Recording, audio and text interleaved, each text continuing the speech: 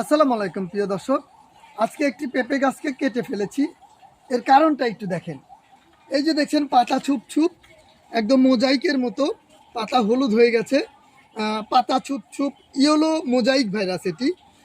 এটি হওয়ার কারণে দেখেন পুরো গাছটি অনেক বড় ছিল, আমি উপর থেকে কিছু করতে পারি নাই। এটি যেন আরও পুরো বাগানের সবগুলো পেঁপে গাছে ছড়িয়ে না যায়, যার কারণে এই পেঁপে গাছটি কেটে ফেলেছি।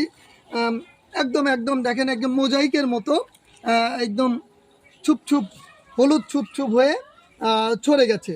তো এই রোগের প্রতিকার আছে। প্রতিকার হলো বায়োক্লিন অথবা বায়ো এনবির নামক ছত্রাকনাশক কম্বিনেশন 1.5 মিলি পার লিটার যদি পুরো গাছ ভিজিয়ে দেওয়া যায় তাহলে এই রোগ থেকে প্রতিকার পাওয়া যায়। আর যদি প্রতিকার না হয় তাহলে অবশ্যই ওই গাছটি অপসারণ করতে হবে, নাহলে এই রোগটি কিন্তু পুরো গাছ ছড়িয়ে যাবে। কৃষি সংক্রান্ত আরও তথ্য পাওয়ার জন্য খালিকুজ্জামান অ্যাগ্রো নার্সারি পেজটি আপনারা ফলো করবেন এবং খালিকুজ্জামান অ্যাগ্রো ইউটিউব চ্যানেলটি সাবস্ক্রাইব করার অনুরোধ জানিয়ে আজকের ভিডিও শেষ করছি। আসসালামু আলাইকুম।